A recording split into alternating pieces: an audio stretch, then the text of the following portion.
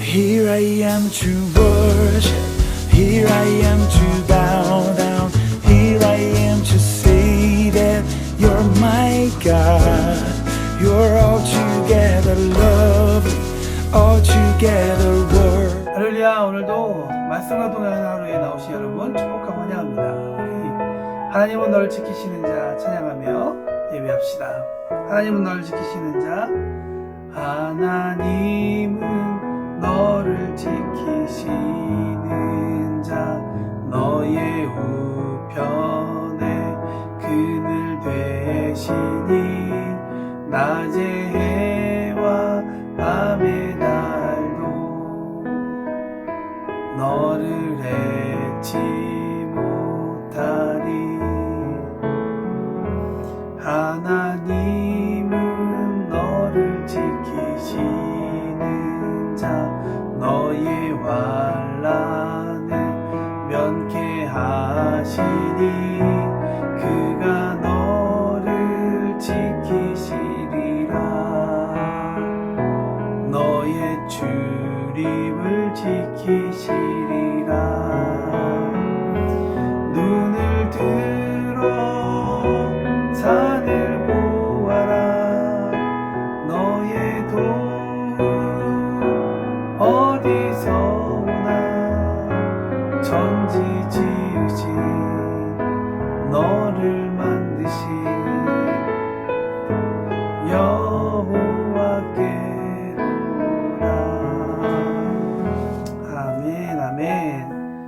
자, 우리 오늘 말씀 한번 읽어보도록 하겠습니다. 오늘 말씀은 마태복음 12장 1절부터 21절에 있는 말씀인데요. 저는 오늘 여러분과 15절까지만 읽도록 하겠습니다.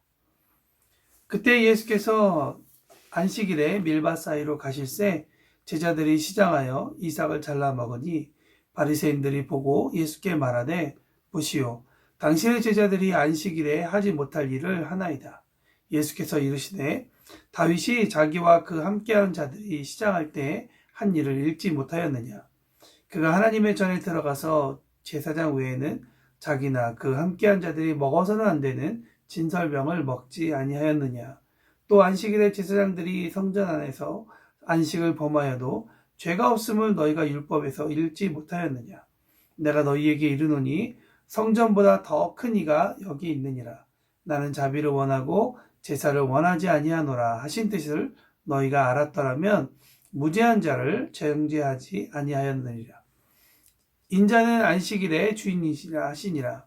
거기서 떠나 그들의 회당에 들어가시니 한쪽 손 마른 사람이 있는지라. 사람들이 예수를 고발하라 하여 물어 이르되, 안식일에 병 고치는 것이 옳으니이까? 예수께서 이르시되, 너희 중에 어떤 사람이 양 한 마리가 있어 안식일에 구덩이에 빠졌으면 끌어내지 않겠느냐. 사람이 양보다 얼마나 더 귀하냐. 그러므로 안식일에 선을 행하는 것이 옳으니라 하시고, 이에 그 사람에게 이르시되 손을 내밀라 하시니 그가 내밀매 다른 손과 같이 회복되어 성하더라. 바리새인들이 나가서 어떻게 하여 예수를 죽일까 의논하거늘 예수께서 하시고 거기를 떠나가시니 많은 사람들이 따르느니라. 아멘. 오늘 본문에 등장하는 주제는 안식일입니다. 우리에게는 익숙하지도 않고 많은 오해도 갖고 있는 주제입니다. 물론 우리는 안식일에 예배를 드리지 않는 것이니 오해는 하지 말아주셨으면 좋겠습니다. 주일에 대한 내용은 따로 우리가 이야기할 기회가 있을 것 같아 그때 함께 나누겠습니다. 사실 우리는 안식일을 잘 모릅니다. 간단하게 배울 뿐이죠. 아마도 토요일이 안식일이다 라고 하는 정도가 될 것입니다. 안식일을 지킨다는 것이 무엇인지 피부로 와 닿지도 않습니다. 그리고 생활을 체험하기도 어렵습니다. 이전에 제가 이스라엘을 갈 기회가 있었는데 일정에 마침 안식일인 토요일이 잡혀 있었습니다. 재미있는 경험을 했는데요. 묵었던 호텔에서 금요일 저녁부터 토요일까지 호텔 엘리베이터가 누가 누르지 않아도 자연스럽게 한 층에 서서 문이 자동적으로 열리고 닫히고 또 다음 층으로 내려가는, 그리고 또 올라가는 그런 일을 경험했습니다. 이유를 물어보니까 안식일에 버튼을 누르면 그것이 율법에 걸리는 내용이기 때문에 범법하지 않기 위해서 엘리베이터를 그렇게 프로그래밍 했다라고 이야기하는 것을 들었습니다. 참 재미있는 내용이라고 생각합니다. 예수님은 3년의 짧은 공생애 동안 여러 가지 일을 하셨죠. 병자를 고치시고 천국 복음을 전하셨습니다. 그리고 또 중요하게 하신 일이 있는데 가르치시는 일이었습니다. 말씀이 하나님께서 왜 그 말씀을 주셨는지를 제대로 다시 이해할 수 있도록 가르치신 것이죠. 오늘의 주제인 안식일도 그런 내용 중에 하나입니다. 출애굽기 20장과 22장을 보면 안식일에 대한 하나님의 마음이 잘 담겨져 있습니다.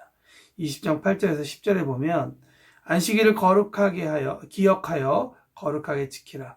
여섯 동안은 힘써 내 모든 일을 행할 것이나 일곱째 날은 내 하나님 여호와의 안식일인즉 너나 내 아들이나 내 딸이나 내 남종이나 내 여종이나 내 가축이나 내 눈 안에 머무는 객이라도 아무 일도 하지 말라. 22장 12절에는 이렇게 써 있습니다. 너는 여섯 동안에 내 일을 하고 일곱째 날에는 쉬라. 내 소와 나귀가 쉴 것이며 내 여종의 자식과 나그네가 숨을 돌리라 라는 말씀이 있죠. 정리해보면 이렇게 이야기할 수 있을 것 같습니다. 안식일은 하나님을 위한 날이면서 동시에 인간 그리고 숨을 쉬는 모든 생명체를 위한 쉼의 날이라는 것이죠. 재미있게도 하나님께서 여섯째 날 인간을 만드시고 난 후 처음 주신 일은 일이 아니라 쉼, 곧 안식이었습니다. 고든 웬햄이라는 신학자는 하나님께서 인간을 하나님의 형상대로 만드셨기 때문에 인간은 하나님처럼 이 땅에서 하나님이 안식한 그날에 함께 쉬어야 할 의무가 있다라고 이야기하는데요. 저도 이 말에 동의합니다. 이것은 하나님께서 인간을 하나님의 형상대로 창조하셨다는 고백 행위가 곧 안식이라는 것을 보여주고 있기 때문입니다. 안식일에는 노예 생활을 하는 사람도 쉬게 했습니다. 하나님은 이스라엘이 이집트에서 노예 생활을 하던 때를 기억하면서 노예와 가축 그리고 나그네에게도 모두 쉼을 명하셨습니다. 그러니 안식일은 단순히 일하지 않음이라는 의미를 넘어서 그 깊은 곳에 천지를 창조하신 하나님을 인정하는 것, 그리고 우리를 하나님의 형상대로 만드신 것에 대해서 찬양하는 것, 그리고 이집트의 노예 생활에서 자유하게 하신 하나님의 구원을 기억함이 담겨져 있다는 것입니다. 그렇기 때문에 안식일은 하나님을 위해서 따로 구별해 놓은 하나님의 날이라는 것이죠. 따로 구별해 놓는다. 이것이 바로 거룩의 개념 아니겠습니까? 그래서 안식을 거룩하게 구별하라는 말은 하나님을 위해 하루를 따로 떼어 보내라 라는 말이 될 것입니다. 오늘 본문의 안식일의 제자들이 한 행동은 바리새인이라는, 그러니까 율법을 가르치고 지켜서 비록 나라는 망했지만 이스라엘 사람으로서 그 정체성을 지키고자 노력했던 그 사람들에게는 매우 크게 걸리는 일이었습니다. 안식일의 법을 어겨서 자신을 위해 아무것도 하지 말아야 되는 그 이스라엘 사람, 그 제자들이 이삭을 잘라 먹었기 때문입니다. 또 예수님도 회당에서 병자를 고쳤기 때문에 이 일이 큰 문제가 된다는 것이죠. 그래서 율법을 지키고자 했던 사람들은 너무나도 화가 났습니다. 그러나 율법을 지키고자 한 열심이 오히려 안식일의 진정한 의미를 잊어버리게 했다는 것이죠. 이 사실을 우리는 좀 살펴봐야 할 것입니다. 안식일은 하나님을 위한 날이면서 동시에 인간 그리고 모든 숨을 쉬는 생명체를 위한 쉼의 날이라고 아까 말씀을 드렸습니다. 예수님은 오히려 병자를 낫게 하셨습니다. 이날에 한 손이 말라 오랫동안 고통당하던 사람이 드디어 예수님을 만났을 때 쉼을 얻게 된다는 것은 너무나도 깊은 뜻이 있다고 생각합니다. 한쪽 손이 말라서 오랫동안 고통당했던 사람이 드디어 예수님을 만나 쉼을 얻게 되었다는 것이죠. 고통이 멈춰졌다는 것입니다. 안식일에 일어난 진정한 쉼 사건이라고 저는 생각합니다. 이 사건을 통해 안식이 무엇인지, 안식일을 왜 하나님께서 정하셨는지를 우리가 생각해 볼 수 있는 사건이라고 생각합니다. 저는 여러분들에게 한번 질문하고 싶습니다. 그리고 저희 삶을 돌아봅니다. 우리의 안식일이 어떻게 보내지고 있는지, 우리의 안식은 어떻게 지나가고 있는지. 쉼을 통해 하나님은 창조의 질서대로 살아가라고 우리에게 말하는데 우리의 삶은 쉬지 못합니다. 오히려 쉬기 위해서 더 일을 하게 되죠. 그렇게 됨으로 인해서 하나님께서 만드신 쉼이 비틀어지기 시작했고 왜곡되었고 망가졌다고 생각합니다.